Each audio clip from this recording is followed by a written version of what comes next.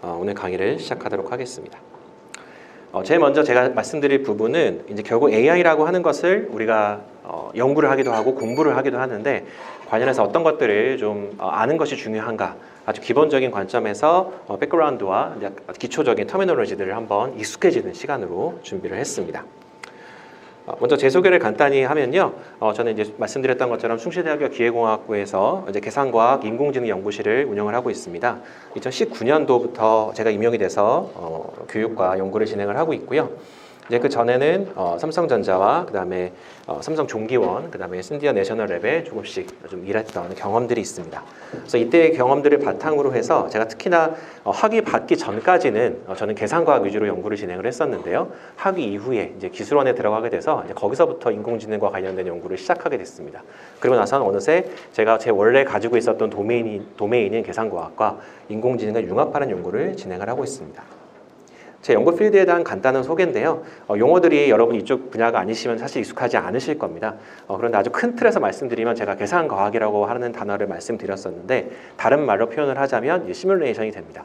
그래서 저는 이제 전자 단위부터 그 다음에 마이크로 단위까지의 영역을 커버하는 시뮬레이션에 대한 전반적인 기법에 대한 개발과 그거를 재료 도메인에 적용하는 연구를 주로 진행하고 있고요. 인공지능에 관해서는 딥러닝이나 머신러닝을 활용해서 재료를 좀 더 스크리닝, 그러니까 좀 더 좀 좋은 재료들을 빨리 찾자, 혹은 좀 더 공정을 최적화해서 최대한 어떤 시간을 단축한다라든지, 혹은 최적의 공정 조건을 찾는다라든지 하는 그런 연구를 진행을 하고 있고, 특히나 요새 중요한 것들은 도메인끼리의 서로 이제 컨버전스가 되겠습니다. 그래서 계산과 기법들이 여러 가지가 있는데 그 기법을 내가 어떻게 하면 인공지능을 토대로 좀 더 가속화할 수 있을까라는 저희 관점에서 연구들을 진행을 하고 있습니다. 오늘 제가 준비한 코र्스에 대한 전반적인 오버뷰가 되겠습니다. 그래서 제일 먼저는 약 1시간 20분 정도요. 그 베이직 컨셉트를 비롯해서 기초적인 터미놀로지들을 말씀을 드릴 거고요. 잠깐 쉬고 나서는 엔드-투-엔드 머신러닝이라고 하는 것을 진행하려고 합니다. 그래서 엔드-투-엔드이기 때문에 초반 여러분이 머신러닝을 처음 접하셨을 때 처음부터 그리고 마지막에 내가 그 만든 모델을 어떻게 배포하는까지 그 전반적인 과정에 대해서 그 핸즈온 머신러닝이라고 하는 책을 기반으로 해서 강의를 준비하였고요. 그 이후에는 슈퍼바이즈 러닝에 기반한 리그레션과 클래시피케이션에 대한 여러 가지 모델들에 대한 소개, 이런 모델들을 사용하실 때 어떤 것들을 좀 중점적으로 보시면 좋은가에 대한 내용들을 준비를 했습니다. 그리고 마지막 이제 실습이 있는데요. 그 실습에서는 이제 밴드갭이라고 하는 그러니까 이런 반도체에서 가장 중요한 물성 중에 하나인 그 밴드갭을 예측하는 그 실습을 함께 이제 조교가 진행을 해주려고 하고 있고요. 그다음에 약간의 시간이 남는다면은 이 AI 분야를 머티리얼 사이언스 분야 혹은 피처 엔지니어링 관점에서 어떻게 좀 활용할 수 있을까라는 내용까지 한번 준비해봤습니다. 그 부분은 시간이 허락하면 진행하도록 하겠습니다. 네, 그러면 제일 먼저 이제 파이썬과 관련해서는 제가 파이썬 이제 기초라고 했지만 사실 여기서 기초의 어떤 기본적인 문법을 다루지는 않습니다. 저희가 이제 말씀드리고 싶은 거는 파이썬을 여러분이 어떻게 접근하고 어떻게 활용하고 하는 아주 기초적인 것들은 이미 대학 수준에서 1학년 때부터 배우고 있기 때문에 제가 문법을 배운다라기보다는 여러분이 좀 그 파이썬을 공부하실 때 어떤 거를 좀 참고하면 좋을까라는 측면에서 아주 짧게 자료만 준비했습니다. 이런 파이썬 활용하실 때 당연히 이 두 가지를 활용하시겠죠. 그래서 주피터 노트북 혹은 요새 주피터 노트북 같은 경우에 어떤 스탠드얼론으로 바로 설치도 가능하지만 웹 기반에서 아무 설치 없이 바로 활용 가능도 하죠. 혹은 여러분이 GPU 자원에 혹은 CPU 자원에 대한 조금 액세스가 조금 어렵다라고 한다면 이제 구글 콜랩에서 몇 시간 동안 여러분 코드를 사용하실 수 있으십니다. 그래서 이번 강습의 기간 동안에는 이제 구글 콜랩을 활용하셔가지고 여러분 실습을 하시게 될 텐데 이 두 개가 어찌 보면 가장 대표적으로 여러분이 활용하실 수 있는 것이 되겠고요. 제가 예전에 라떼니라 말씀을 드리면 죄송하지만 제가 예전에 이제 파이썬을 처음 배울 때는 이제 이런 것이 이제 없었죠. 그래서 여러분이 굉장히 익숙하지 않은, 그러니까 GUI가 여러분 있어야 훨씬 활용을 하기가 편한데 이제 그런 걸 활용하지 못하고 좀 텍스트 기반으로 코드를 많이 짰던 마치 굉장히 옛날 방식이처럼 느껴졌는데요. 요새는 이 주피터 노트북과 구글 콜랩을 사용하시면은 여러분이 활용하고 계시는 어떠한 연구들에 대한 결과를 바로바로 비주얼라이제이션 할 수도 있고 또 여러분이 했던 거기다가 어떤 그 마크다운을 토대로 다른 사람에게 설명할 때도 훨씬 더 편하게 하실 수 있으시죠.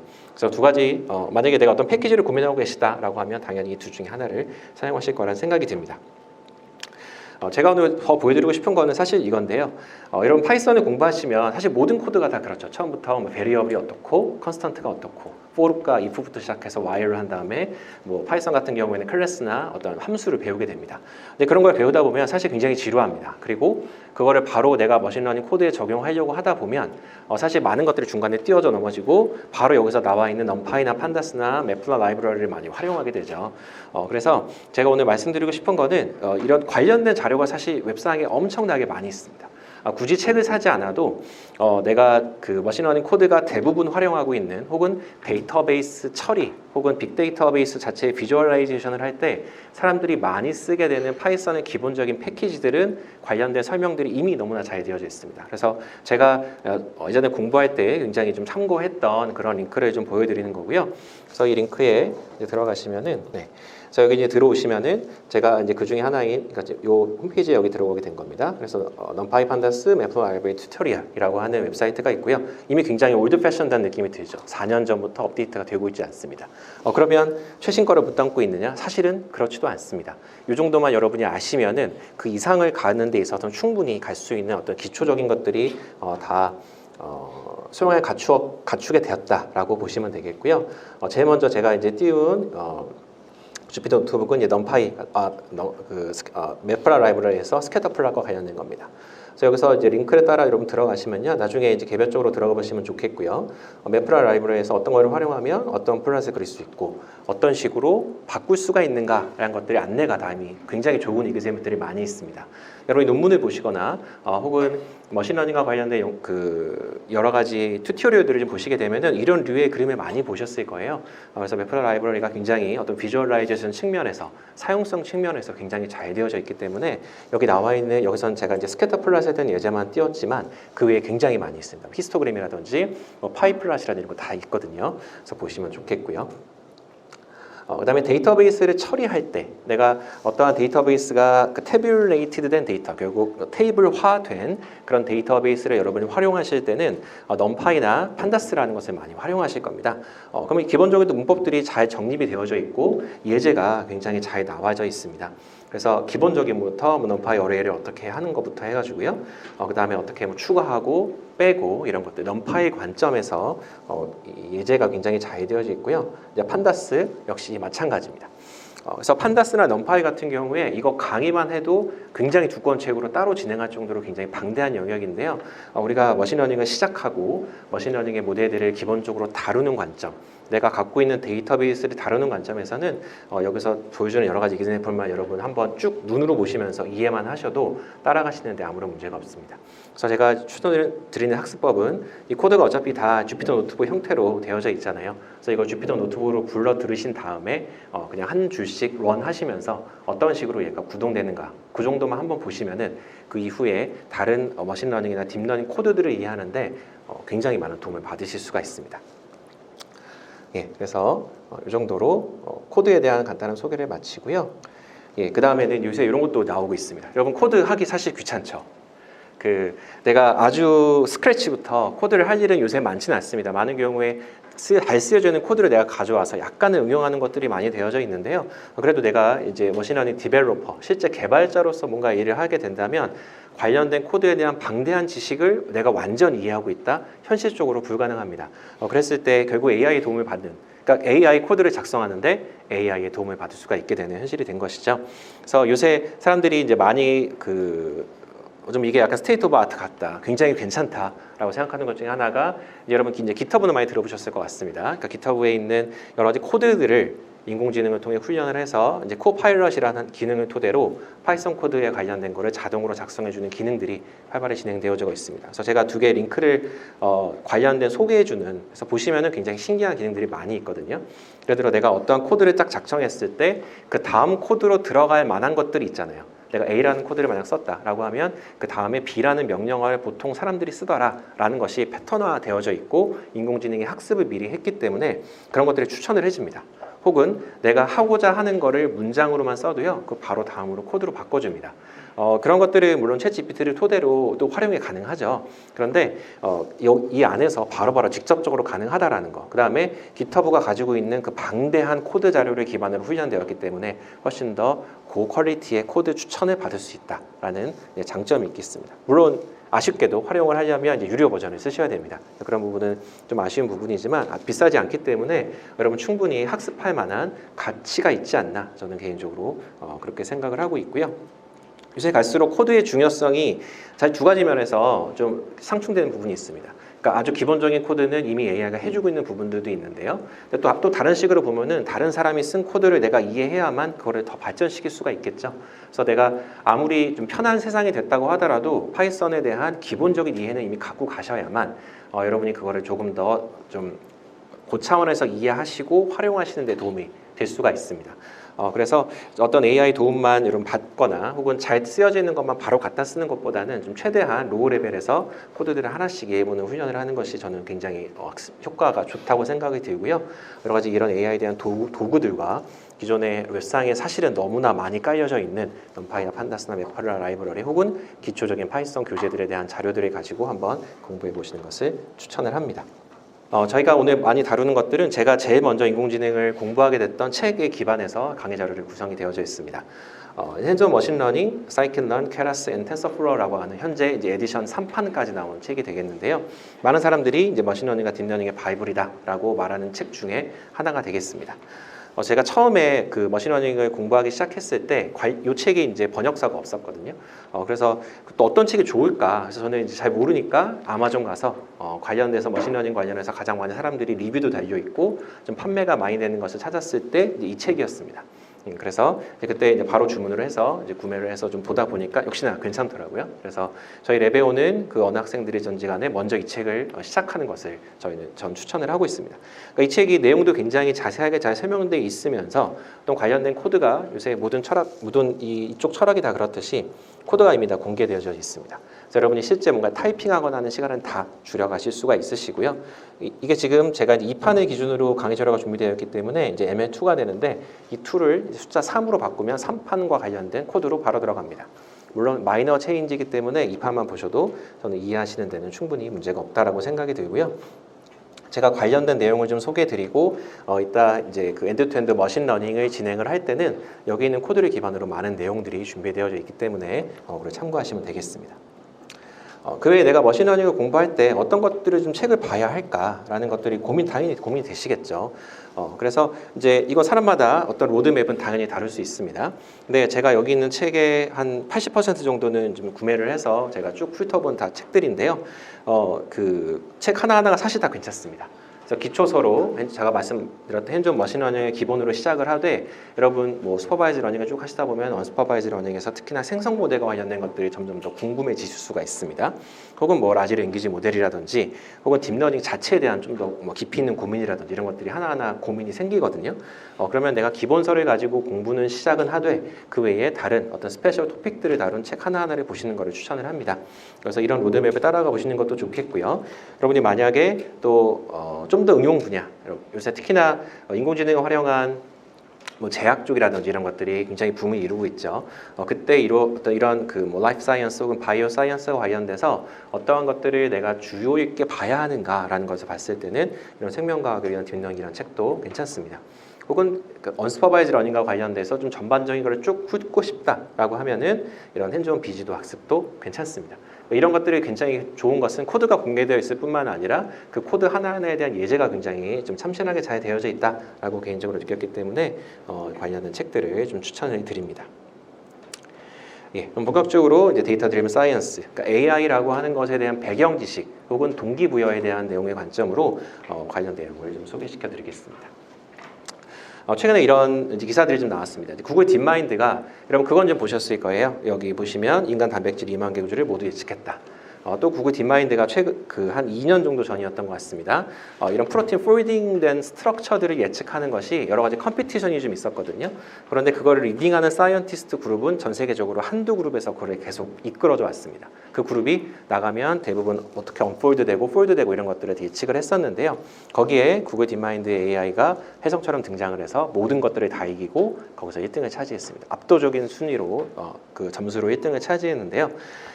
그래서 신약 개발에 대한 새로운 룰이 열렸다라고 생각을 하고 있고, 또 여기서 나왔던 그 알파폴드에서 나오는 여러 가지 단백질 구조 같은 것들은 저도 그 신약을 만들고자 하는 회사와 이제 코어를 좀 진행을 했었는데, 이제 거기서도 알파폴드와 관련된 내용들을 활용을 하기 시작했습니다. 그러니까 결국에 기존에 있는 웬만한 데이터베이스를 다 훈련한 이 모델이 어떤 가장 뛰어난 과학자들의 예측하는 것보다 훨씬 빠른 시간 안에 뛰어넘을 수 있었다라는 부분이 되겠죠.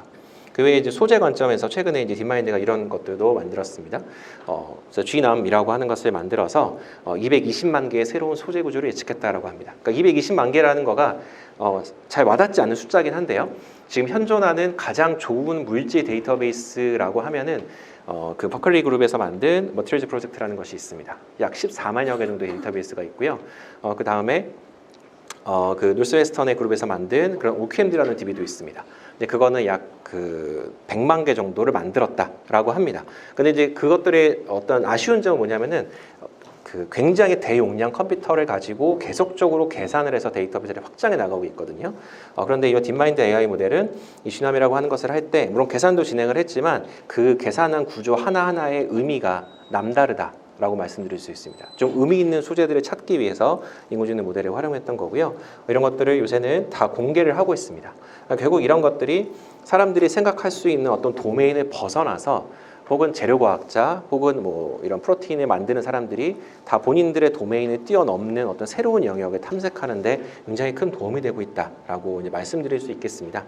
그래서 이런 기사들이 계속적으로 나오는 걸 여러분이 봤을 때 저는 제 도메인이 이쪽이기 때문에 이쪽을 주로 보지만 또 여러분 도메인에서 이런 그 새로운 소타 모델들이 나올 때마다 보시면은 여러분이 평소에 생각하지 못했던 방향성들을 제시하는 것들을 알 수가 있습니다. 그래서 이게 어찌 보면 지금 현재의 이제 소타 모델 중에 하나다라고 말씀드릴 수 있겠고요. 그러면 이제 그 AI라고 하는 것이 저는 이제 재료 관점에서 좀 설명을 드리는데, 이제 재료 분야에서 어떻게 좀 활용되어져 왔을까? 재료를 사람들이 보통 만들 때는 예전에는 내가 아이디어를 가지고 재료를 쭉 앞으로, 그러니까 포워드 디자인이라고 합니다. 그래서 앞으로 쭉쭉쭉 만들어 나갔죠. 그런데 내가 새로운 소재가 정말 만들어지는가, 대량 생산할 수 있는가, 그 다음에 수율이 괜찮은가, 이런 관점에서 보기 위해서는 중간중간에 확인해야 되는 프로세스가 엄청나게 많아집니다. 그리고 여러 과학자들, 여러 도메인을 가진 다양한 배경을 가진 도메인들이 들어와서 연구를 진행을 해야 되는데, 이제 그럴 때 요새 이 시대에서는 이제 머티리얼 4.0까지 진행을 하게 됩니다. 그 전에는 좀 모델링이 들어오기도 하고요. 그 다음에 좀 가상적인 물질을 만들기도 하고요. 그런 것들이 대부분 다 포워드 디자인 쪽에 가까웠는데, 이제 머티리얼 4.0에 들어와서는 조금 더 그 사이사이에 들어가는, 얘가 정말 합성이 될 것 같은가, 랩 스케일과 파일럿 스케일을 벗어나서 이제 어떤 팩토리 스케일까지 갈 수 있는가, 그 다음에 어떤 수명 예측은 어떻게 하는 것이 가장 유효한가, 이런 모든 다양한 도메인들이 함께 나온 것이 이제 머티리얼 4.0이 되겠고요. 그럼 이게 어떻게 가능한가 라고 하면 결국 AI 기술의 발전에 혹은 데이터 드리븐 사이언스에 함께 진행이 되어져 있습니다. 그 사이언티픽 메소드 관점에서 보시면은 총 4개의 패러다임을 사람들이 얘기를 합니다. 첫 번째 패러다임은 경험에 기반한 어떤 식을 만들거나 혹은 경험에 기반해서 새로운 것을 만드는 것이 되겠죠. 그 다음에 이제 이론이 나오기 시작하죠. 이퀘이션을 실제로 만들고, 그래서 뭐 여기 보시면은 러브 키네틱스나 터멀 다이내믹스, 메카닉스 이런 것들, 여러분이 지금 많이 배우고 있는 그런 관점에서 theoretical science가 나오기 시작합니다. 그리고 나서는 이제 계산과학에 들어오게 됐죠. 그래서 이런 것들을 기반으로 내가 어떤 전자의 움직임을 모사한다라든지 분자의 움직임을 모사함을 토대로 내가 새로운 어떤 세계를 탐색할 수 있는, 새로운 재료를 탐색할 수 있는, 새로운 물성을 계산할 수 있는 그런 패러다임까지 오게 됐습니다. 근데 여전히 여기서 어느 정도 계산적인 한계, 예측력의 한계가 있었죠. 그를 토대로 결국 그 third 패러다임까지 갔을 때는 이제 좋은 점은 데이터베이스가 이제 점점 쌓이기 시작하고, 그 데이터베이스의 패턴을 읽거나 혹은 그 자체를 트레이닝 데이터베이스로 활용을 해서 이제 데이터 마이닝 혹은 아티피셜 인텔리전스나 머신러닝이 이제 가능하게 되는 것이죠. 결국 데이터베이스가 없었다면 이 그 네 번째 패러다임에 오지 못했겠죠. 그리고 데이터베이스가 쌓였기 때문에 이제 사람들이 뭔가를 좀 해볼 수 있다라고 이제 느끼기 시작한 겁니다. 결국 뉴럴넷도 처음에 나왔을 때는 데이터베이스가 없다 보니 별거 아니구나 사람들이 생각했다라고 합니다. 그런데 나중에 와서 다시 봤더니 이제 데이터베이스가 많아지면 굉장히 성능이 좋아지는구나 라는 것을 이게 알게 된 것이죠. 그래서 데이터베이스가 쌓이는 것과 인공지능의 모델이 발전해 나가는 그 두 개는 현재 같이 가고 있다라고 보시면 되고요. AI 모델을 잘 만들기 위해서 데이터베이스가 필요하기 때문에 데이터베이스가 더 쌓이기도 하고요. 그래서 두 가지가 같이 동력을 갖고 있습니다. 또 예전에는 실패한 데이터베이스는 다 버렸죠.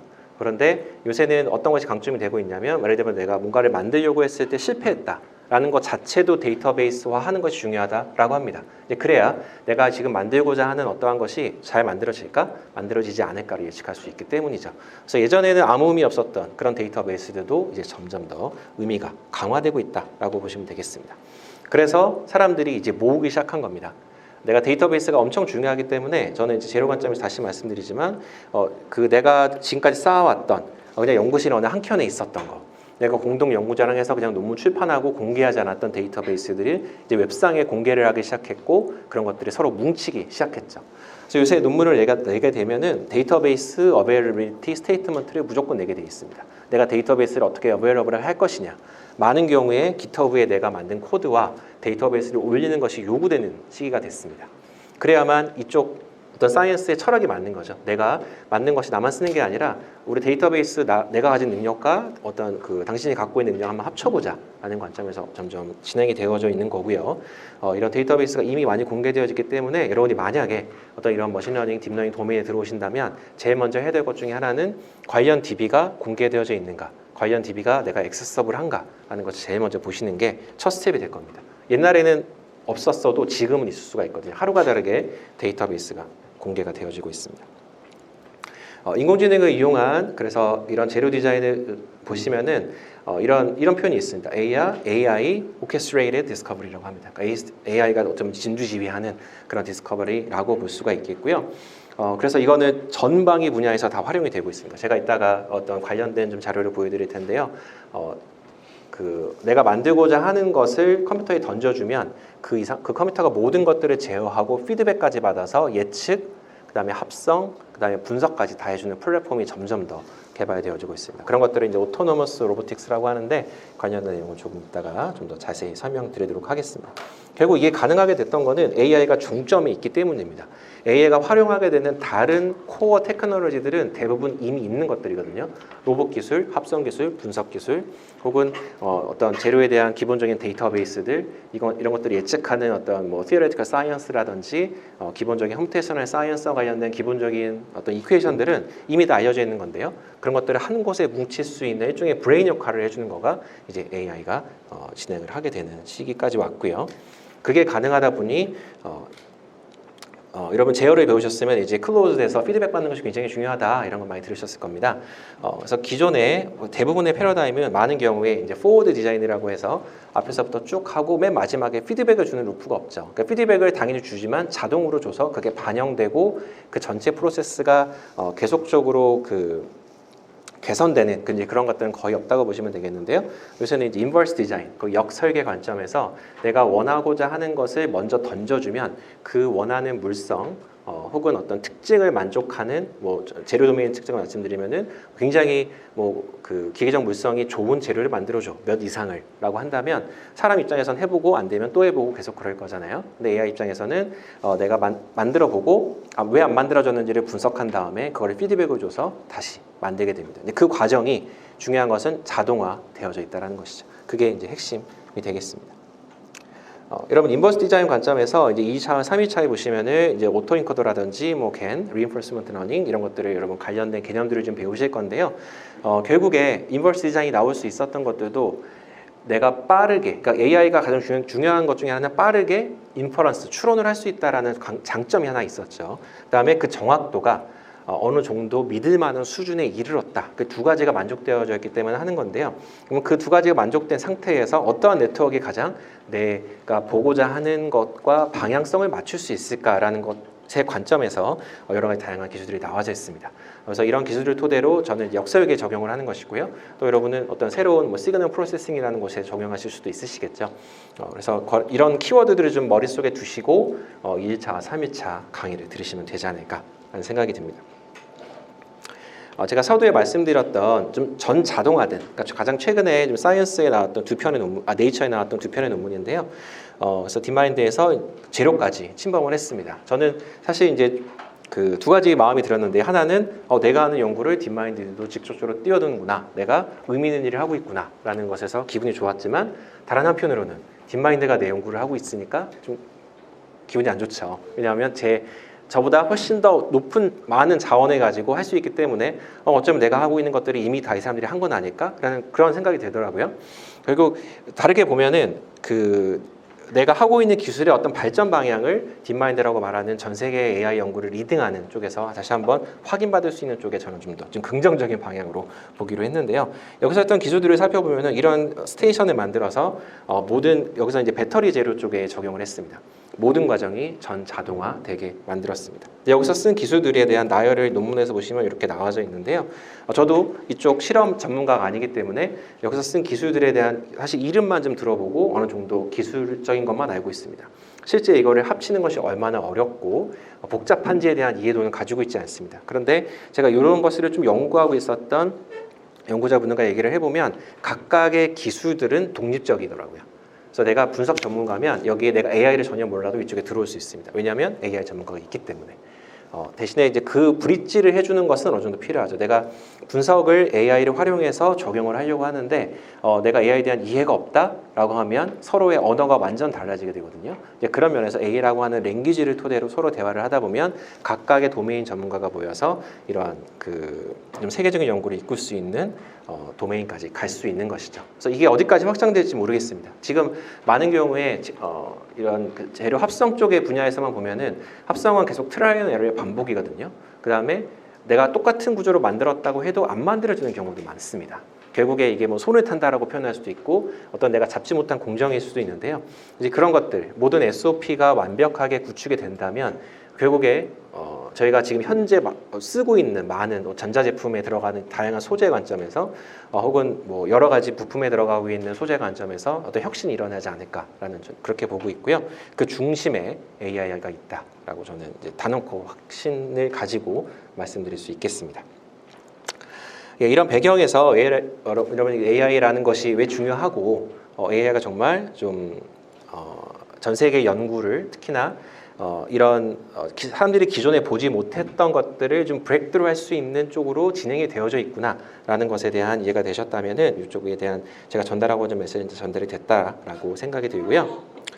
이러한 배경 속에서 기본적인 컨셉과 어떤 터미널로지들을 여러분 이해하셔야 되는지라는 부분을 한번 살펴보도록 하겠습니다.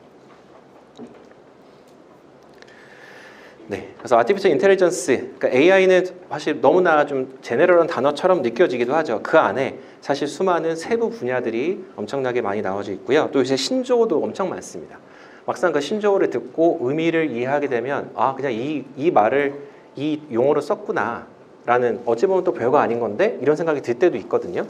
근데 결국 이쪽 분야의 기술 개발이 워낙에 빠르다 보니까 새로 나오는 기술들은 결국 새로운 네이밍을 많이 합니다. 그리고 기존의 것에 약간의 모디피케이션을 토대로 조금 더 나은 모델, 조금 더 나은 개념들을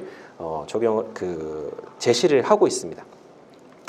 그래서 결국 이 랜드스케이프는 점점 넓어지고 있겠다라고 보시면 되겠고요. 그럼 AI라고 하는 것을 이해하기 위해서 가장 우리가 제일 많이 들어본 단어들부터 정립이 되어야겠죠. 그래서 A라고 하는 것은 앞서 말씀드린 그런 전체적인 도메인, 그러니까 인공지능이라고 하는 너무나 넓은 도메인이 있을 때 우리가 지금 현재 많이 활용하고 있는 머신러닝과 딥러닝 관점에서는 조금 더 내로다운할 수 있다라고 이제 보실 수 있겠습니다. 그래서 당연히 AI 안에 머신러닝과 딥러닝이 포함되겠죠. 그러니까 사람마다 딥러닝과 머신러닝을 독립적으로 보시는 분들도 당연히 있습니다. 근데 이 책의 개념을 따라가자면 딥러닝을 머신러닝 안으로 집어넣어서 머신러닝을 좀 더 큰 개념으로 이렇게 진행을 했고요. 그 다음에 이제 딥러닝이라고 말하는 우리가 가장 쉽게 얘기하면 우리의 인공신경망이 되겠죠. 사람의 뉴런의 그 데이터를 어떻게 패스하느냐를 모방한 그런 인공신경망이 가장 대표적인 딥러닝 모델 중 깊게 쌓았다라고 해서 이제 딥러닝 모델 중에 하나라고 볼 수도 있겠고요. 사람 정의 중에 하나는 이런 식으로 뭐 딥러닝 자체는 머신러닝 안에 들어간다 이렇게 볼 수가 있습니다. 특히나 이제 딥러닝이 또 구분짓는 것 중에 하나는 데이터베이스가 굉장히 많다면 딥러닝이 유리하고 데이터베이스가 상대적으로 작다면 머신러닝이 유리하다 이렇게 보는 관점들도 있습니다. 근데 제가 연구자 입장에서 이거 두 달을 써보면 사실 케이스 바이 케이스인 경우가 너무나 많아서 저희 스스로는 제너럴라이제이션을 하지 못하겠더라고요. 보통 딥러닝이 잘 될 것 같은 느낌이 좀 있습니다. 요새 각광받고 있는 그래프 뉴럴넷 같은 것들도 있는데요. 이제 그런 걸 쓰면 더 물성 예측이 잘 될 것 같거든요. 근데 막상 써보면 우리가 좀 이따 좀 다루겠지만 피처 베이스드 머신러닝의 성능이 좋은 경우가 훨씬 많습니다. 그래서 저는 항상 모델의 선택을 할 때 머신러닝과 딥러닝과 모델을 좀 비교를 하고요. 그중에 가장 예측 정확도가 좋은 쪽으로 진행을 하게 되는데요. 여러분도 여러분 지금 장장의 도메인에 도움되는 어떠한 요소가 있다라고 하더라도 혹은 내가 딥러닝이 굉장히 좋더라라고 하더라도 반드시 다른 쪽 머신러닝이나 혹은 다른 기술들을 한번 적용을 해서 굳이 내가 이걸 꼭 써야 하는가라는 부분을 꼭 컨펌하는 게 중요합니다. 머신러닝과 딥러닝을 나누는 두 가지 중에서는 또 피처를 내가 얼마나 만들어내야 되느냐라는 관점에서 구분하는 것도 있습니다. 이제 머신러닝에서 우리가 가장 대표적으로 볼 수 있는 많은 예제들을 보시면 여러분 그런 것도 있잖아요. 뭐 타이타닉 호에서 생존자 예측하기 뭐 이런 거 여러분 예측 모델 보셨을 수도 있을 겁니다. 그러면 인공지능, 그러니까 머신러닝 모델이 타이타닉 호에 들어가는 승객의 정보를 받아서 이 사람들이 정말 살 수 있을까 없을까라는 것을 예측하는 모델을 만들어야 되는데요. 그러면은 어떤 승객의 뭐 성별, 나이, 좌석 위치, 뭐 좌석의 층, 그 사람의 뭐 재산, 뭐 티켓과 관련된 뭐 등급의 차이 이런 것들을 모두 다 인풋으로 집어넣거든요. 그 인풋이 결국에는 피처가 되겠죠. 그럼 이 피처는 내가 예측하고자 하는 물성과 가장 밀접한 것을 써야 될 겁니다. 그렇지 않으면 당연히 예측이 안 되겠죠. 제가 여기 앉아 계신 여러분들의 학점을 예측하고 싶다. 당연히 여러분이 얼마나 하루에 공부를 열심히 하는가에 대한 것이 아주 중요한 피처 중에 하나겠죠. 1시간 공부하는 사람보다는 8시간 공부하는 사람이 학점이 더 높을 가능성이 높잖아요. 그러니까 그런 식으로 내가 피처를 익스트랙션하는 게 머신러닝의 굉장히 중요한 파트 중에 하나가 되고요. 그를 토대로 예측이라고 하는 것을 진행을 하는데요. 그러니까 딥러닝에서는 이 두 가지 과정을 뭐 함께 한다라고 말은 하긴 합니다. 그런데 사실 약간의 어폐가 좀 있는 건요. 그러니까 딥러닝에서도 여러분이 갖고 계신 도메인에다가 딥러닝을 적용을 하려면 많은 경우에 이미 피처 익스트랙션이 필요합니다. 결국 이 첫 번째 단계, 내가 첫 번째 노드의 정보를 입력을 할 때는 내가 갖고 있는 전문 지식을 집어 넣어줘야만 하는 것이죠. 그런데 내가 이미지를 예측한다. 그렇다면 당연히 피처라이제이션은 필요 없는 것이고 그 이미지 자체의 픽셀의 인텐시티 혹은 뭐 블랙 앤 화이트에 대한 0부터 250까지 나오는 뭐 그런 숫자들 이런 것이 이제 들어가기 때문에 거기서는 결국 피처라고 말하는 것이 크게 의미가 없는 상태가 되기도 하고요. 그래서 여러분이 이제 이런 머신러닝, 딥러닝 모델을 적용할 때 항상 제가 강조드리고 싶은 거는 내가 피처가 얼마나 중요한가. 내가 이 모델의 성능을 높이기 위해서 이 데이터베이스에 대한 이해가 얼마나 중요한가에 따라서 피처 엔지니어링이 같이 갑니다. 점점 더 전문적인 도메인일수록 피처의 중요성이 중요해지고요. 상대적으로 데이터베이스가 엄청 많지만 그 데이터베이스 피처라이제이션이 중요하지 않은 분야에서는 상대적으로 피처 익스트랙션이 중요하지 않습니다. 내가 어떤 이미지를 보고 클래시피케이션을 하는 이것이 뭐 나무고 뭐 횡단보도고 사람이고를 구분을 할 때는 피처 자체에 대한 중요성보다는 그 데이터베이스 자체의 양이 훨씬 더 중요하게 되고요. 그렇게 되면 결국 이제 딥러닝으로 넘어오게 돼서 연구를 진행을 하게 되겠죠. 네, 머신러닝에 대한 개념은 사람들이 이제 텍스트북 데피니션이라고 말할 수도 있겠죠. 이렇게 사람들이 이제 정의하는 것들이 있습니다. 그래서 여기 이제 두 가지 키워드가 나오는데요. 그러니까 배운다와 데이터라는 말이 있습니다. 그러니까 데이터에서부터 어떤 패턴을 배운다라고 볼 수 있겠죠. 혹은 그 데이터베이스가 갖고 있는 어떤 특징을 컴퓨터가 배워서 이제 예측을 한다라는 관점이 있습니다. 결국 이 두 가지 관점이 중요한 것은 데이터와 learn이라고 하는 단어겠죠. 그래서 데이터가 주는 것은 양질의 데이터가 얼마나 많이 있는가가 중요한 부분이 되겠고요. 그러니까 learning 하는 것은 어떠한 알고리즘으로 이 데이터베이스를 처리할까, 이 두 가지 관점이 중요하게 되겠습니다. 그 이후에 59년도에 혹은 97년도에 사람들이 정의를 하고 있는데요. 결국에 큰 틀에서의 정의는 달라지는 건 없습니다. 결국에 뭔가를 예측을 해내고 훈련을 해내고 그것들을 토대로 뭐 경험이 쌓여져 가고 이런 식으로 사람들이 설명을 해 나가고 있는 거고요. 제가 강조하고 싶은 거는 결국 이 두 가지. 결국 머신러닝을 잘하기 위해서는 내가 알고리즘을 좋은 거를 개발을 하거나 아니면 사람들이 잘 만들어 온 알고리즘을 내가 쓰거나 그래야겠죠. 그 다음에 내가 양질의 데이터베이스를 만들어내거나 혹은 가져오거나 결국 두 가지가 저는 머신러닝의 성공을 결정하는 키포인트다라고 생각하고 있습니다. 우리가 예전에 이제 그 이메일 같은 거를 받게 되면은 지금도 여러분 스팸 메일 같은 거 걸러내실 때 룰 베이스드로 많이 하시는 경우도 있습니다. 그러니까 저도 하루에 스팸 문자 같은 거 되게 많이 오잖아요. 그래서 이제 스팸 문자들 보면은 뭐 이렇게 그러니까 아라고 하는 모음을 영문자 R로 바꿔가지고 막 들어오고 그러죠. 그래서 내가 어떤 문구를 이 문구가 들어가면 무조건 다 지워라라고 명령을 줘도 내가 예를 들면 그 모음 아가 들어가야만 지워지겠죠. 근데 거기에 영문자 R이 들어가게 되면은 못 지원하게 되잖아요.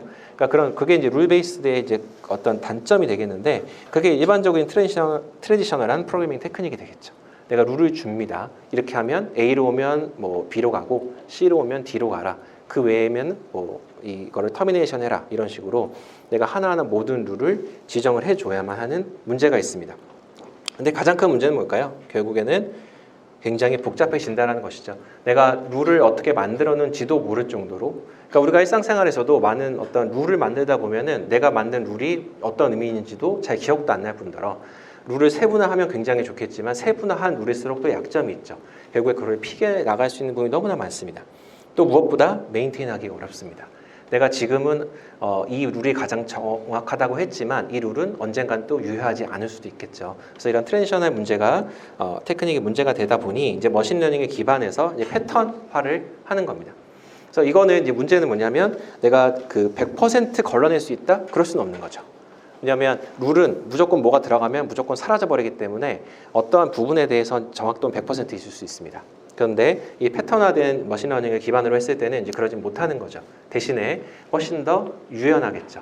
내가 결국 데이터베이스가 계속 쌓이게 되면 그 데이터베이스의 패턴을 읽어드리기 시작해서 이런 식으로 이메일이 오게 되면 그러면 이건 이제 내가 그 스팸 메일이겠구나라고 결정을 지을 수 있는 그리고 그것들이 계속 쌓이게 되면 여러분 가끔 보면 스팸이 아닌데 스팸으로 오게 되는 경우도 있고 그 스팸인데 그냥 오는 경우도 있잖아요. 그럼 여러분이 스팸으로 지정을 하시죠. 그리고 혹은 스팸으로 간 거는 이거는 스팸 메일이 아니라 안전한 메일이야 라고 여러분이 지정하시는 경우 있잖아요. 지메일에서도 그런 기능들이 좀 있던데 그래서 그런 거 하다 보면 자동으로 이제 내 인박스로 들어오기 시작하죠.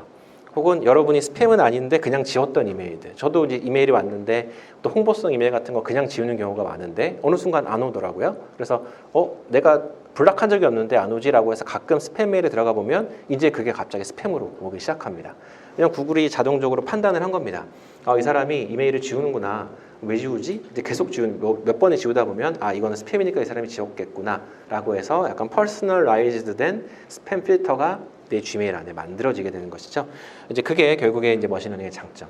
데이터베이스가 쌓이면서 이거를 런하는 배우는 데의 관점이 있는 겁니다. 네, 그래서 그 데이터베이스가 굉장히 많이 쌓였다라고 하면은 이걸 기반으로 이제 데이터 마이닝, 그러니까 데이터를 이제 분석해 나가는 그런 과정들까지 할 수 있게 되는 것이죠.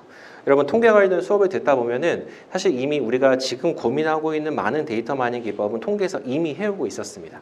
그래서 어느새 이제 데이터 사이언스 쪽 분야로 좀 공부를 하다 보면 통계에 대한 이해가 굉장히 많아질 수밖에 없는 그런 구조가 되는데요. 이제 거기서 주는, 그러니까 그 기존의 어떤 컨벤셔널하게 사람들이 사용해왔던 통계적인 기법들, 그 다음에 이제 데이터베이스가 굉장히 많이 쌓여져 가면서 하였던 그 두 개가 만나게 되면서 데이터 마이닝을 할 수 있게 됐다라고 저는 이렇게 보고 있는데요. 결국 여기서 우리가 가장 보고 싶은 거는 그 전에는 확실치 않았던 그러한 패턴들을 이제 볼 수 있는 것이죠. 전체적인 데이터베이스를 토대로 그 사람들이 어떻게 하면 어떻게 되더라. 예를 들어 뭐 대학생들이 공부를 엄청 많이 하면 제가 학점 얘기를 들었는데 학점이 정말 좋아질까? 일반적으로 우리가 생각할 수 있는 건데 항상 아웃라이어가 있겠죠. 그래서 예를 들어 숭실대학교 학생 전체의 공부 시간을 조사하고 학점을 가지고 코릴레이션을 본다라고 하면 제 생각에는 일반적으로 리니어하게 증가하지 않을까 싶습니다. 하지만 공부를 굉장히 안 했는데도 성적이 좋은 학생들도 당연히 있을 수 있겠죠. 그래서 그런 경우에는 어떤 것이 또 새로운 인자가 됐을까? 이제 그런 것이 데이터 마이닝의 기법인데요. 결국 그런 패턴은 내가 가지고 있었던 고정관념, 공부를 많이 하면 학점이 좋다라고 하는 그런 그 패턴에 대한 것을 새로운 데이터베이스에 대해 다시 적용함을 토대로 이제 제가 갖고 있는 틀을 깰 수 있는 그런 사례가 되지 않을까 싶습니다. 관련 예제들은 뭐 이런 것들이 있습니다. 그래서 뭐 이미지에 대한 예측을 하는 거, 그래서 이미지를 딱 보여주고 자동으로 얘가 가장 먼저 시작한 게 뭐 개냐 고양이냐 뭐 이런 것들도 했잖아요. 그리고 뭐 요새 그 의학 DB를 가지고 많이 하고 있죠. 그래서 이제 의사 선생님들이 갖고 있는 방대한 사람에 대한 데이터베이스를 바탕으로 인공지능 전문가랑 함께 일을 하면서 이게 진단을 하는 거. 제가 어느 의사 선생님 최근에 들었던 것은 요새 이제 여러분 위내시경 하시면은 카메라 보면서 의사가 판단을 하잖아요.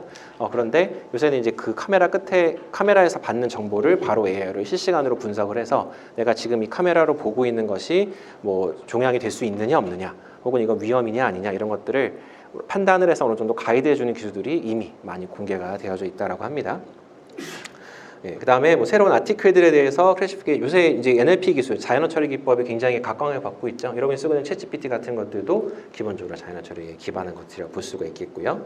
그다음에 뭐 크레딧 카드를 잘못 썼을 경우에 여러분이 만약에 지금 여기 있는데 갑자기 부산에서 크레딧 카드가 쓴 기록이 갑자기 나타났다가 갑자기 제주도에서 나타난다? 말이 안 되는 거잖아요. 그러니까 그런 것들이 일종의 패턴이라고 볼 수 있는데 그런 것들을 디텍팅하는 것도 다 머신러닝으로 실시간 디텍팅의 토대로 가능하다라고 볼 수 있겠습니다. 예, 그럼 머신러닝의 종류는 무엇이 있을까에 대한 것들을 좀 말씀드릴게요. 저는 이제 슈퍼바이즈 러닝에 대해서만 오늘 다루게 되지만 그 여러 가지 용어들에 대한 것들을 다시 한번 정립을 하고 어떤 것들이 좀 다를까라는 것을 좀 말씀드리도록 하겠습니다. 그래서 휴먼 슈퍼비전이 있느냐 없느냐에 따라서 이제 슈퍼바이즈 러닝이라고 하는 것이 결정이 되죠. 그러니까 지도가 있느냐, 우리 지도학습, 비지도학습이라고 말을 하잖아요. 그래서 지도학습을 결정짓는 가장 중요한 요소는 레이블이 되어져 있느냐 없느냐라는 거겠죠. 그래서 제가 여러분의 지금 얼굴을 보면서 이름을 바로 다 알 수는 없습니다. 그러니까 여러분은 다 언레이블된 데이터베이스가 제 눈앞에 있는 거죠. 근데 제가 명단을 보고 출석을 부르면서 일일이 여러분의 이름을 얼굴과 매칭하기 시작한다면 이제 레이블화가 되는 거죠. 그럼 제가 이제 얼굴을 보고 여러분의 슈퍼바이즈 러닝을 해서 여러분이 어딜 가든 여러분의 위치를 추적할 수가 있겠죠. 혹은 이제 세미 슈퍼바이즈, 그러니까 그 데이터베이스가 있는 것과 없는 것을 토대로 데이터베이스가 있는 상태를 훈련한 후에 데이터베이스가 없는, 결국에 레이블이 없는 것을 예측을 해서 데이터베이스를 추구하는 방식이 이제 세미 슈퍼바이즈 러닝이 되겠고요. 이제 강화학습은 피드백을 토대로 모델이 좀 더 잘 성능이 개선될 수 있도록 하는 이제 그런 부분이 되겠는데, 이거는 이제 저희가 다루게 되죠. 그래서 오늘은 이제 슈퍼바이즈에 대한 다룬다라고 일단 말씀드릴 수 있겠습니다. 그 다음에 데이터베이스가 실시간으로 계속 쌓이고 있기 때문에 그거를 계속 업데이트해서 모델을 실시간으로 업데이트 할 것이냐, 혹은 어느 정도 쌓이면 나중에 할 것이냐에 따라서 용어를 구분합니다. 그래서 온라인 vs 배치 러닝 이런 용도 하게 되는 것이고요. 그 다음에 내가 모델을 좀 더 믿고 갈 것이냐, 혹은 데이터베이스의 분포를 믿고 갈 것이냐에 따라서 이제 모델 베이스 러닝이냐, 혹은 인스턴트 베이스 러닝이냐 이런 식으로 구분을 하기도 합니다.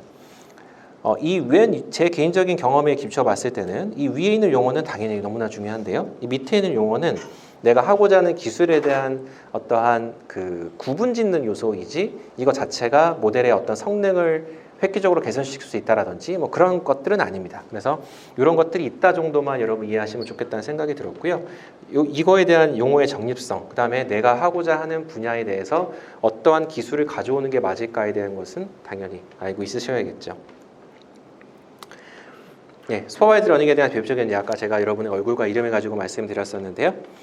대표적인 예 중에 하나가 이제 클래시피케이션, 클래스를 구분하는 A라고 여러분 뭐 클래스로 보면 당연히 학점이 있겠죠. A, B, C, D라고 하는 것이 클래스가 되기도 하고요.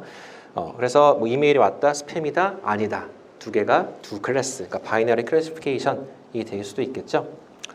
그 다음에 이제 숫자를 예측하는 당연히 리그레션이 있을 수 있습니다. 여러분 학점을 실제로 예측하는 뭐 4.1이다, 3.9다 라고 예측하는 것이 이제 리그레션이 있을 수 있겠습니다. 그런데 때때로는 여러분 리그레션 태스크가 클래시피케이션 태스크로 할 수도 있습니다.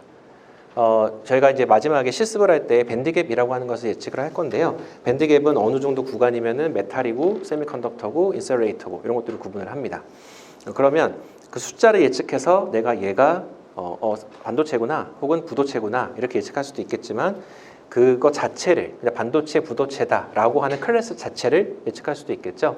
그래서 숫자는 보통 예측이 좀 어려운 부분이 뭐냐면 숫자의 미니멈과 맥시멈 레인지가 정해져 있으면 상대적으로 좀 편합니다. 그런데 그것이 정해져 있지 않거나 굉장히 로컬라이즈 되어 있는 거, 어느 한 곳에 집중되어져 있는 거라고 여러분 성인의 키의 분포가 대충 뭐 한 150에서 한 뭐 2m 정도 사이가 굉장히 두꺼울 거잖아요. 그럼 그 영역이 만약 상대적으로 굉장히 좁은 영역이라면, 그러니까 그쪽을 벗어나는 쪽으로 갔을 때 굉장히 숫자를 예측하기가 어렵죠. 그래서 그냥 단순히 뭐 키가 뭐 150에서 160이다를 한 클래스로, 뭐 160에서 170이다를 한 클래스로 이렇게 나누는 것이 상대적으로 더 쉬울 때도 있습니다.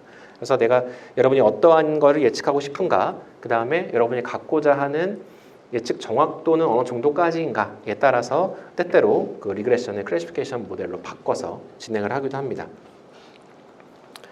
그리고 리그레션의 그 버티면 어떤 그림이 되겠죠. 그래서 내가 새로운 인스턴트가 이런 데이터베이스 분포가 있고 이것을 훈련한 슈퍼바이즈드 기반의 머신러닝 모델이 있다면 내가 새로운 인스턴스, 그러니까 새로운 피처를 딱 집어넣으면 그의 숫자는 무엇이 될 것인가가 리그레션 모델이 되겠죠.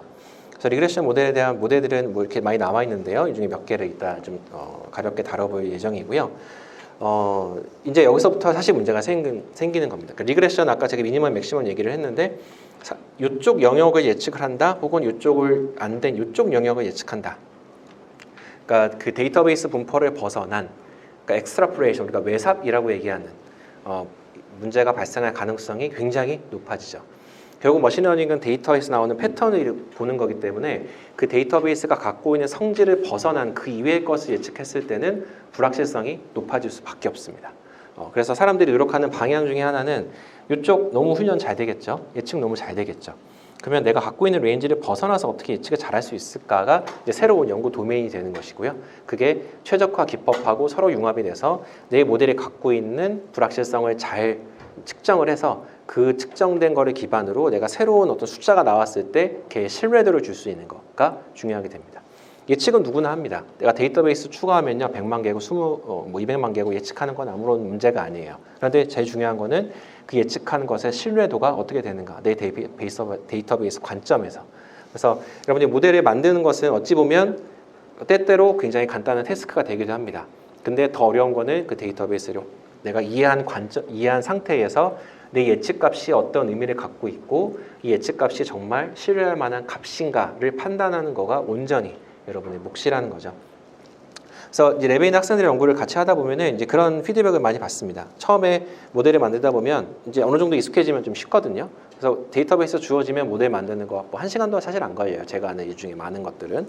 그러면 이제 예측이 모델 만들었잖아요. 사실은 그게 끝이 아니죠. 모델이 정말 좋은가? 이거는 왜 이렇게 나왔는가? 그래서 이제 그런 쪽으로 하다 보면 결국에 도메인에 대한 이해를 깊게 할 수밖에 없게 되고 그게 저는 제가 생각하는 우리가 공학도로서 갖고 있는 머신러닝을 적용하는 사람으로서의 다른 점이라고 생각을 합니다. 우리가 머신러닝 디벨로퍼라면 예측 성능만 좋으면 되는 쪽으로 알고리즘에 집중하겠죠. 근데 우리는 이제 공학이기 때문에 내가 가지고 있는 데이터베이스나 내가 예측한 것에 대한 의미를 가지고 파악을 하셔야 그래야 내가 머신러닝을 하나의 툴로 활용하면서 나의 것을 강조할 수가 있겠죠. 그 다음에 이제 언슈퍼바이즈 러닝이 있습니다. 이거는 레이블이 없다라고 했잖아요. 그래서 이렇게 데이터베이스 분포가 있습니다. 모두가 같은 모양을 갖고 있는 사람 분포가 이렇게 되어져 있는데요.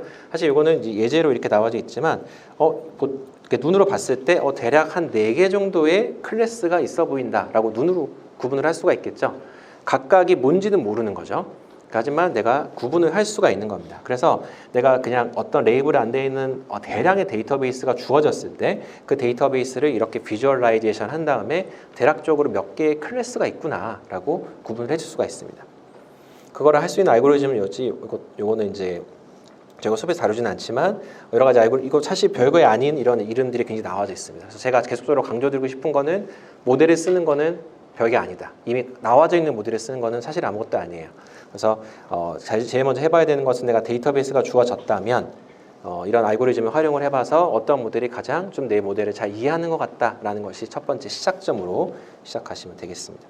그러면 얘를 가지고 한번 구분을 해봤더니 이제 클러스터링이라는 기법을 토대로 몇 개의 클러스터가 있는가 혹은 우리가 방금 배웠던 클래시피케이션에 기반했을 때 몇 개의 클래스가 있는가라는 것을 봤을 때는 지금 4가지 클래스로 구분이 된다. 각각이 뭔지는 모르지만 구분은 되는구나 이렇게 볼 수가 있겠죠.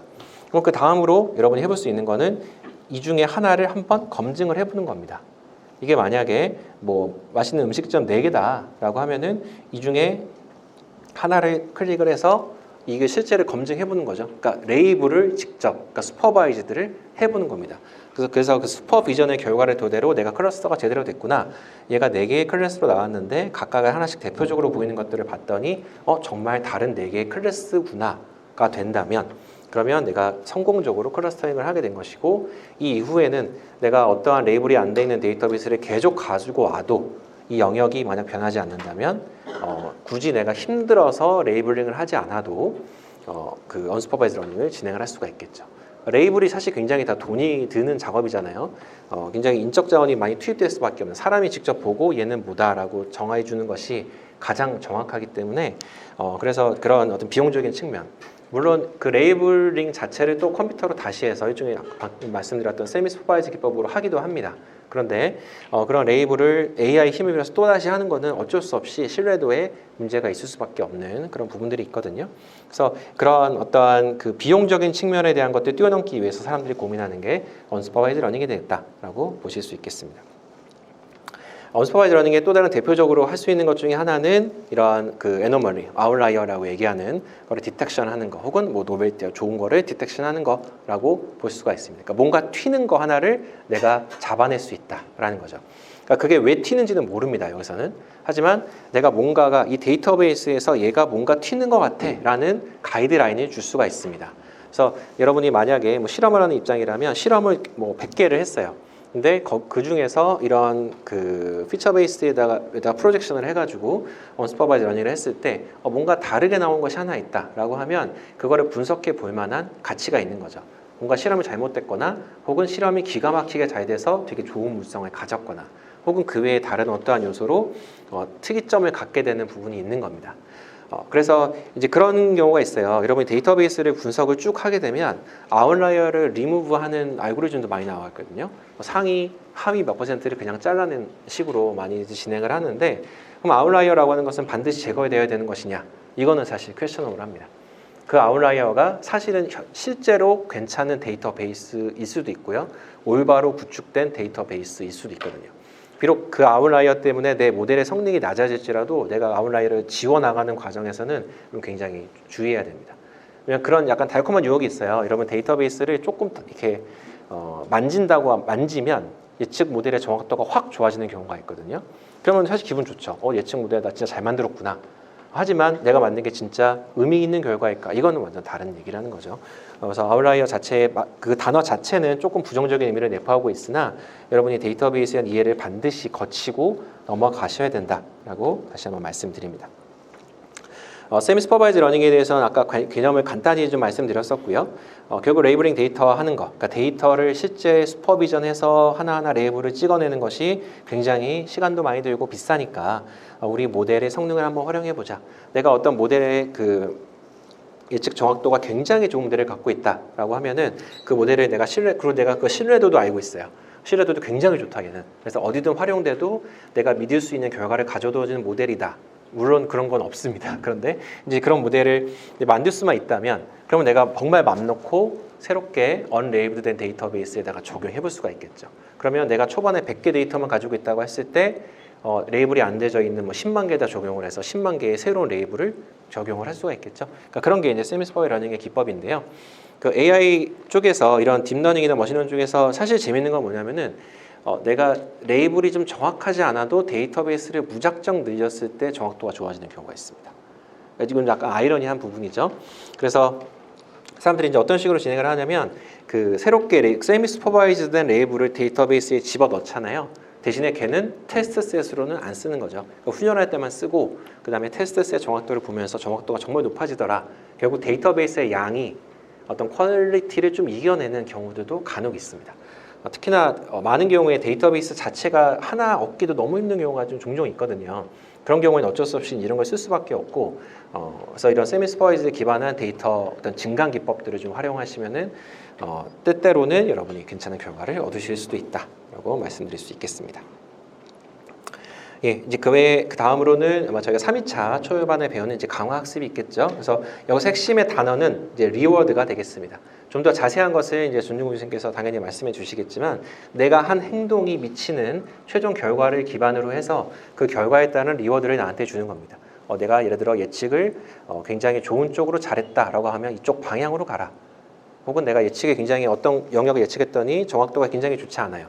그러면 그쪽 영역으로 가지 말아라 라는 것이 일종의 리워드가 될 수도 있고 페널티가 될 수도 있겠죠. 그걸 토대로 내가 좀 더 어떤 방향을 설정하는 것, 내가 모델이 예측하고자 하는 영역이라든지 혹은 중요한 어떤 디렉션에 대해서 가이드라인을 줄 수 있는 것이 reinforcement learning이 되겠다라고 볼 수가 있겠습니다. 예, 배치와 온라인에 대한 러닝은 아까 말씀드린 것과 같고요. 특히나 그 요새 그러니까 저희가 연구하는 도메인, 그러니까 뭐 제가 연구하는 도메인에서는 사실 실시간으로 데이터베이스를 업데이트할 일이 별로 없습니다. 어느 정도 쌓이면 다시 한번 재훈련을 하면 되고요. 근데 여러분 만약에 뭐 시그널 처리하는 쪽에 좀 한다라고 하면 시그널은 계속 들어오죠. 그래서 계속 들어오는 것에 따라서 실시간으로 계속 모델을 업데이트하는 게 오히려 더 도움이 되는 경우도 있습니다. 그래서 그거는 여러분의 처한 상황에 따라서 어떤 모델을 쓰는가 중요할까라는 것에 좀 달라질 수 있겠다라고 말씀을 드릴 수 있겠고요. 요새는 이거 두 개를 구분짓는 게 크게 유의미한가? 이제 그러지는 않다. 하지만 때때로 여러분의 하는 일에 따라서 데이터베이스를 실시간으로 업데이트해야 될 필요도 있다라는 거 말씀을 드립니다. 네, 그 다음에 이제 인스턴트 베이스 모델 러닝에 대해서 이런 약간 스키매틱하게 보여주는 그림이 되겠는데요. 여러분이 이제 모델을 만들어서 이건 여기 보시면 이제 이게 클래시피케이션 모델이 되겠죠. 밑에 있는 게. 그러니까 클래시피케이션 모델을 만들면은 나의 디시전 바운더리가 생깁니다. 그 디시전 바운더리 예를 들어 왼쪽에 있으면은 A라는 클래스로 예측을 하는 것이고, 그다음에 뭐 오른쪽에 들어가게 되면은 B라고 하는 클래스로 예측하는 것이고, 그러면 그 디시전 바운더리를 내가 또 바꿀 수도 있어요. 어느 정도 그 디시전 바운더리를 예를 들어서 0부터 1로 봤을 때 0.5를 기반으로 디시전 바운더리를 만들 수도 있고요. 0.8 혹은 0.2 이런 식으로 만들 수도 있습니다. 그래서 어쨌든 내가 만든 모델을 기반으로 그 모델의 디시전 바운더리 를 바탕으로 뭔가를 계속적으로 결정지어 나간다라는 것이 이제 모델에 좀 더 초점을 맞춘 것이라고 볼 수가 있겠고요. 그다음에 내가 새로운 데이터베이스를 계속적으로 이쪽에 추가를 하다 보면 내가 비록 클래시피케이션 모델로 만들지는 않았더라도 예측하지는 않았더라도 그 새로운 데이터베이스로 인해 디시전 바운더리를 바꿔야 되는 경우가 생깁니다. 그러면 이건 여기서 추가하는 데이터베이스는 내가 이제 명확하게 알고 있는 이것은 뭐 A이다라고 명확하게 알고 있는 이제 슈퍼비전된 데이터베이스가 되겠죠. 그러면 그 모델은 모델이 비록 A라고 하는 내가 방금 컨펌한 거를 B라고 예측할지라도 난 A라고 지정을 해줘야 되는 거잖아요. 그래서 강제로 좀 디시전 바운더리를 그렇게 해서 설정해 줄 수도 있는 것이 인스턴트 베이스가 될 수가 있겠고요.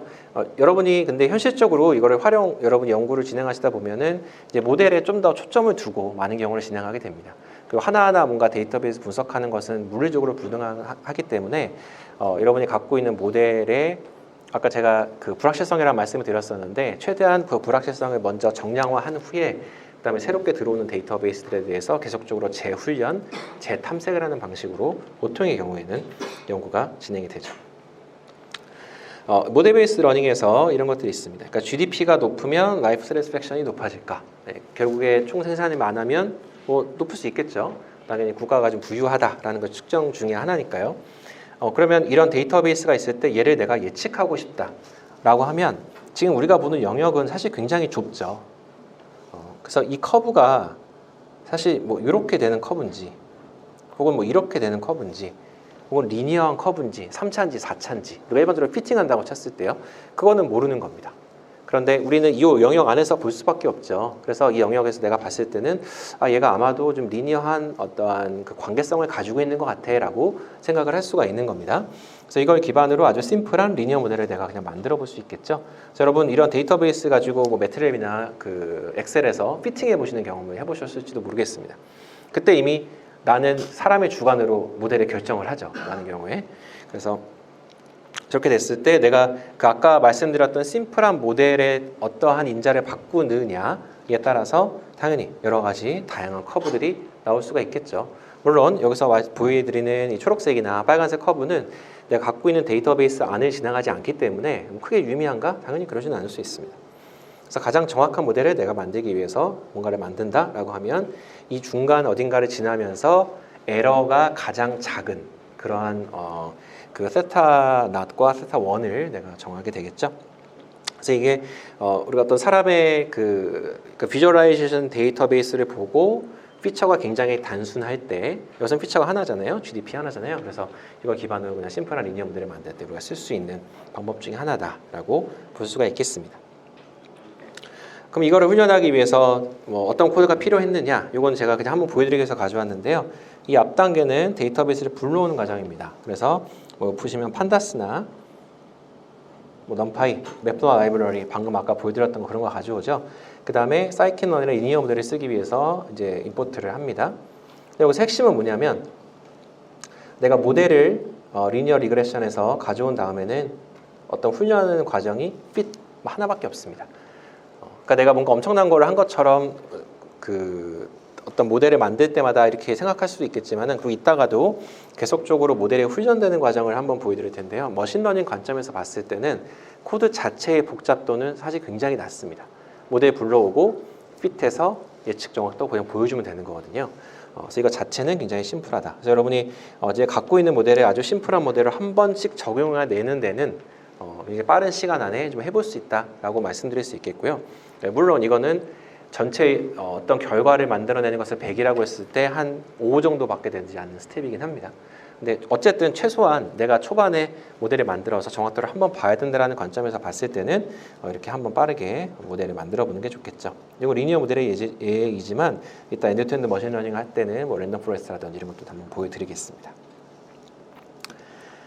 예, 메인 챌린지를 좀 보겠습니다. 머신러닝의 메인 챌린지는 뭘까? 제가 이제 강의 중간중간에 좀 힌트를 많이 드렸습니다. 첫 번째, 너무 뻔한 얘기이기도 한데요. 알고리즘이 안 좋거나 데이터가 안 좋거나 라는 것이 되겠죠. 특히나 많은 경우에 데이터가 어느 정도 양질이다라고 하는 것을 배경을 깔았을 때는 양이 부족해서 문제가 되는 경우가 너무나 많습니다. 제가 그 처음에 머신러닝을 적용한 게 그 배터리 공정을 어떻게 바꾸면 배터리의 용량 혹은 수명을 얼마나 높일 수 있을까를 실험 데이터를 기반으로 한 거였거든요. 근데 저는 실험을 하지 않는다고 했잖아요. 그러면 그 실험 데이터를 쌓으려면 어떻게 해야 될까요? 실험하시는 분한테 가서 부탁을 해야 되겠죠. 그래서 제가 한 거는 그 실험하는 데이터 부분한테 일단 새로운 걸 하는 것보다는 그냥 지금까지 실험된 거 다 주면 내가 정리하겠다라고 했습니다. 왜냐하면 나 이런 피처가 필요하고 이런 데이터베이스가 필요하니 실험하시는 분께서 한번 정리해 주세요. 당연히 해주기 싫겠죠, 그분은. 그래서 저는 그냥 로 데이터를 그냥 다 받았어요. 엑셀 파일을 전체를 받아서 제가 하나하나씩 분석해 나가면서 데이터베이스를 점하는 것으로 다시 한번 만들었습니다. 그랬더니 대략 한 300개에서 500개 정도 쓸 수 있는 게 나왔는데 그러다 보면 또 어떤 문제가 생기냐면은 중간중간 비어있는 컬럼이 있습니다. 예를 들어 이거는 온도가 있는데 어떤 건 압력이 없고요. 어떤 거는 압력은 있는데 온도도 없고 이런 식으로 이렇게 블랭크가 있는 경우가 생기거든요. 그러니까 그런 것 때문에 다 insufficient quantity가 데이터베이스가 생기게 됩니다. 이제 그럼에도 불구하고 데이터베이스 하나하나가 굉장히 이제 소중한 거고 내가 그걸 토대로 뭔가 모델을 만들어서 어느 정도 신뢰성 있는 결과를 보여준다면 그 다음부터는 좀 다른 얘기가 되는 거죠. 실험하는 사람들도 처음에는 좀 반신반의하다가 내가 만든 모델이 어느 정도 성능이 있고 이게 쓰일 수 있겠네. 그러면은 내가 이런 데이터베이스가 필요하다고 하면 이제 그때부터 실험을 해줍니다. 그러니까 결국 그게 이제 신뢰도를 토대로 서로 만들어 나갈 수 있는 부분인데요. 결국 데이터는 쌓는 거 말고는 방법이 없다는 거죠. 내가 아무리 좋은 알고리즘을 쓴다고 하더라도 그 알고리즘이 내가 전혀 예측하지 못하는 것들을 갑자기 예측하게 해준다? 저는 그런 경우는 거의 없다고 봅니다. 결국에 어느 정도는 데이터베이스가 쌓이는 것이 필수적인 조건이다 라고 볼 수가 있겠고요. 그 다음에 이 데이터베이스가 양질의 데이터베이스가 아닐 경우에 당연히 문제가 생깁니다. 이제 그런 의미에서 데이터베이스의 분포, 그러니까 레이블이 잘못된 경우가 이제 사실 생각보다 많이 있어요. 그래서 그 레이블에 잘못되어 있느냐 안 되느냐 있는 거는 이따 말씀드린 이제 크로스 브레이디에이션을 토대로 알 수 있긴 한데요. 이런 데이터베이스가 사실 여기 있으면 안 되는 부분인데도, 그러니까 이건 아웃라이어, 정말 말 그대로 아웃라이어인 거죠. 그래서 제거해 돼야 되는 그런 데이터베이스 때문에 내가 예측하고자 하는 것이 완전 다른 쪽으로 가게 됩니다. 그래서 그렇게 됐을 때 어떤 문제가 생기냐면 방금 보여드렸던 데이터베이스에서 이런 문제가 생깁니다. 내가 데이터베이스를 너무 심하게 피팅하게 되거나 혹은 너무 그러니까 언더피팅이죠. 오버피팅 혹은 언더피팅 하게 되거나 이 데이터베이스의 분포를 잘못 읽어드리거나 하는 문제가 생깁니다.